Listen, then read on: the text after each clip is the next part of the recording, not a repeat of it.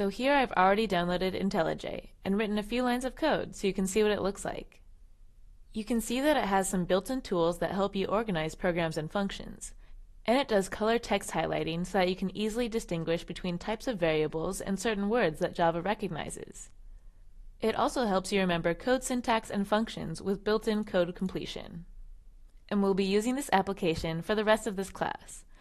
To download IntelliJ, you can either search for its download link, or I recommend just clicking on the link provided in the notes below. So here's what the download site looks like as of May 19th, 2016. Again, software changes all the time, so I recommend looking at the text instructions after this node to get the most up-to-date information about downloading IntelliJ. You should see this page with download options for Mac OS X, Windows, and Linux.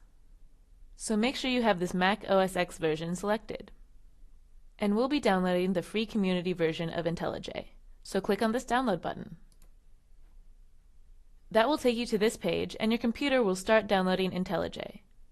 This is a pretty big file, so it might take a few minutes depending on how fast your computer is. After this download finishes, click on it to start the installation.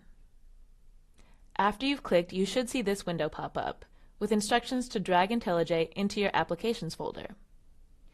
This will add it to the applications that your computer can use. And this will take a few seconds. After that's done, click on it to open it up and see how to write Java programs. You might get a warning message saying you've downloaded it from the internet. Are you sure you want to open it? And just say yes, open.